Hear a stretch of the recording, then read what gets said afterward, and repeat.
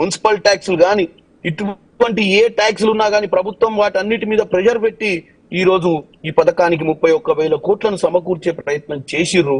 ఇది ఒక్కరోజు శ్రమ కాదు. గత 6 నెలలు ఏం చేస్తుంది కాంగ్రెస్ ప్రభుత్వం అని అడుగుతున్నటువంటి ప్రతిపక్షాలకు చెప్తున్నా. సెక్రటేరియట్ లో రోజు రాత్రి 10 దాకా సమీక్షలు పెడుతురు. ప్రతి సమీక్షను కూడా ప్రతి న్యూస్ పేపర్ లో చూస్తున్నారు మీరు. గత ప్రభుత్వంలో ముఖ్యమంత్రి సెక్రటేరియట్ కి రాలే, ప్రగతి భవన్కి రాలే, ఏ రోజు ప్రజల సమస్యలు పట్టించుకోలే.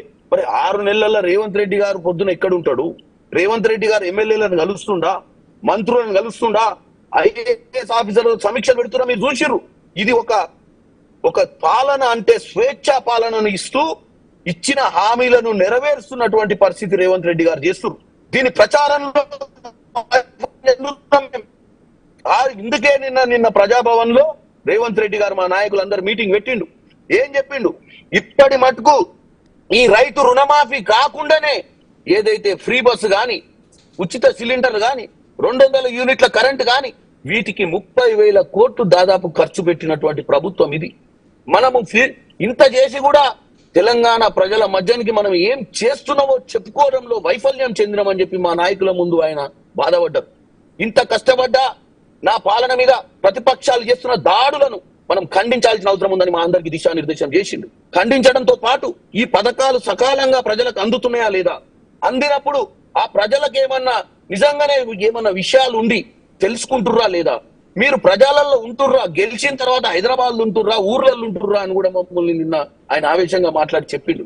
కాబట్టి ఈ రోజు మా నాయకులందరూ ఈ యొక్క సందర్భం, ఈ యొక్క పండుగ, ఈ యొక్క రైతులు ఈ రోజు రాత్రి గుండెల మీద చేతులు వేసుకొని ఈ రోజు వాళ్ళ పొలాల దగ్గర చాలా సుఖంగా పండుకునేటువంటి రోజు. ఎందుకంటే నిన్నటిదాకా అప్పుల భారం ఉందన్న భయం, రానున్న రోజులలో ఏం చేయాలనో తెలియని భయం, తెచ్చుకున్న బంగారు తెలంగాణ మాకు ఏం కాకుండా అయిపోయిందన్న భయం, పిల్లలకు ఉద్యోగాలు రావట్లేవన్న భయం, ఏం చేయాలనో చేయని పరిస్థితి నుంచి ఈ రోజు భారతదేశంలోనే ఎప్పుడో గొప్పలు చెప్పుకునే బీజేపీ ప్రభుత్వం ఏ గుజరాతో ఏ ఉత్తరప్రదేశో వాళ్ళు పరిపాలించేటువంటి రాష్ట్రాలల్లో చేసే పథకాల గురించి 10 పైసలు చేసి 90 పైసలు చెప్పుకునే బీజేపీ ప్రభుత్వానికి ఒకటే చెప్తున్నాం.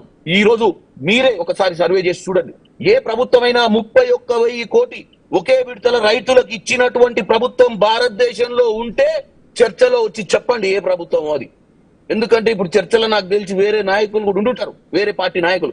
31,000 కోటి ఏ రాష్ట్రమైనా భారతదేశంలో ఉందా?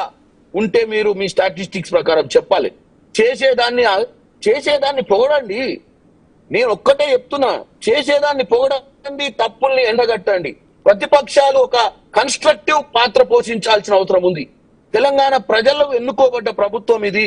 తెలంగాణ ప్రజలు ఎన్నుకోబడ్డ ప్రతిపక్షంలో ఉన్న నాయకులు కూడా మీరు. కాబట్టి మనం అందరం కన్స్ట్రక్టివ్ గా ముందుకు పోదాం. ఇంకా ముందు కాంగ్రెస్ పార్టీ మంచి పథకాలు చేసినప్పుడు వాళ్ళకు హర్షం వ్యక్తం చేయండి. మా అందరికి మేము తప్పులు చేసినప్పుడు మనం ఎండగట్టండి. ఒకటే నిర్ణయం, ఒకటే ముచ్చట, ఒకటే మాట. ప్రభుత్వాన్ని ఎట్లా బద్నాం చేయాలి, విద్యార్థులను ఎట్లా ఉసిగొల్పాలి, ఎట్లా పరీక్షలు పెట్టకుండా కాంగ్రెస్ పార్టీ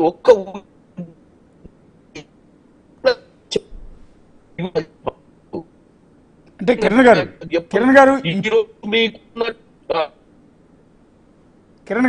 చెప్పండి. ఈ పొలిటికల్ సిస్టంలో రాజకీయం ఎలా ఉంటుందనేది మీకు తెలుసు. మీరు ఎంత బాగా చేసినా, ఎంతమంది కరెక్ట్గా ఇచ్చినా కూడా రేపొద్దున ఇదే ప్రతిపక్ష పార్టీలు ఆల్రెడీ ఇవ్వకముందు కొన్ని విమర్శలు చేశారు, ఇచ్చిన తర్వాత కూడా కొత్త ప్రాబ్లమ్స్ తీసుకొస్తారు. ఎట్లా అంటే వీళ్ళకి కొన్ని కారణాల వల్ల వీళ్ళ అకౌంట్లో డబ్బులు పడలేదని కొంతమందిని తీసుకొచ్చి ప్రొటెస్ట్ లాంటివి చేయించవచ్చు. లేకపోతే ఈ కారణాలతో ఇదిగో వీళ్ళకి కట్ చేశారు రుణమాఫీ అని చెప్పి వాళ్ళని తీసుకొస్తారు, లేదా క్రియేట్ చేస్తారు రాజకీయం. వీటన్నిటిని ఎలా ఫేస్ చేయబోతున్నారు మీరు?